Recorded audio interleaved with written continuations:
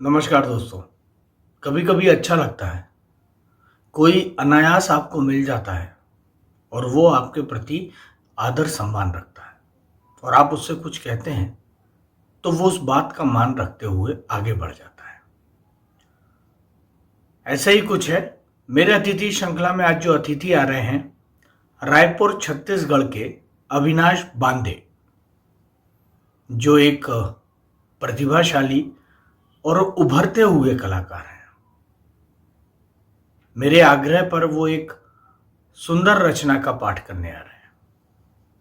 आप लोगों का प्यार और आशीर्वाद हमेशा की तरह अपेक्षित है। रायपुर छत्तीसगढ़ से अविनाश बांदे।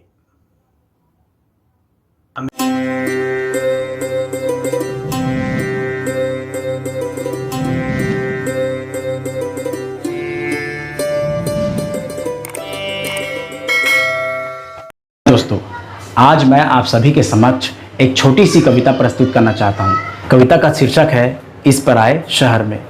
इस कविता के लेखक हैं मिस्टर भागवत रावत जी। कविता शुरू करने से पहले मैं आप सभी के समक्ष कुछ कहना चाहता हूँ। मैं अपने सर मिस्टर समर्थ चतुर्वेदी जी को धन्यवाद कहना चाहता हूँ, जिनके यूट्यूब चैनल समर्थ चतुर्वेदी ऑफिशियल से मेरी यह कविता आप सभी के समक्ष प्रस्तुत होगी। और अपने सर मिस्टर योगेश राज मिश्रा जी और इंडियन फिल्म एकेडमी को धन्यवाद कहना चाहता हूँ, जिन्होंने मुझे इस लायक बनाया कि मैं यह कविता वाचन कर सकूँ।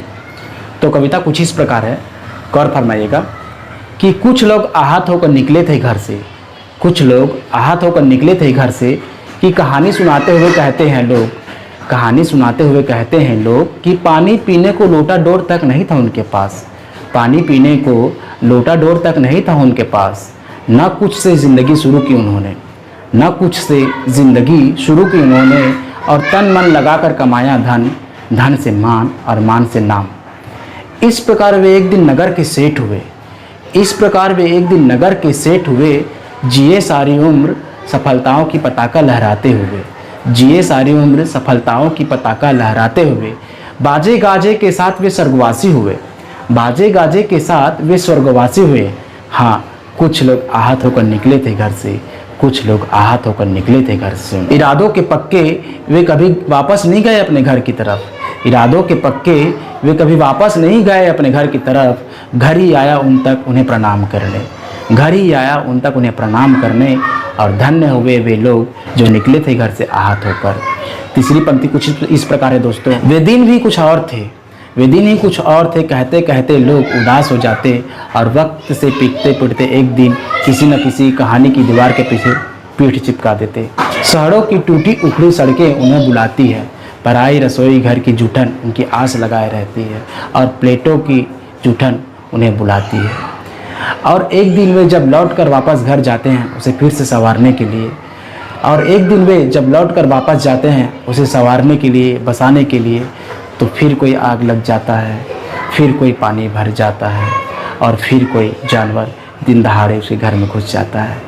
वे लोग कैसे बच पाएंगे इस मुश्किलों से? हाँ, कुछ लोग आहत होकर निकले थे घर से, कुछ लोग आहत होकर निकले थे घर से।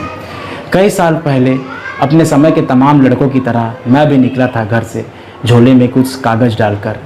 खैर छोड़िए, इस कहानी में कुछ नया नहीं है। आप बताइए, आप कब और क्यों आए थे इस पर आए शहर में? आप कब और क्यों आए थे इस पर आए शहर में? इन्हीं पंक्तियों के साथ मैं अपनी वाणी को विराम देना चाहता हूँ। आशा करता हूँ कि आप सभी को मेरा यह कविता वाचन अच्छा लगा हो। यदि सबको अच्छा लगा हो तो समर्थ चतुर्वेदी ऑफिशियल को सब्सक्राइब कीजिए, लाइक कीजिए, कमेंट कीजिए, हाँ, और शेयर करना ना भूलिए। धन्यवाद। समर्थ चतुर्वेदी ऑफिशियल को सब्सक्राइब करें, लाइक करें और शेयर करें।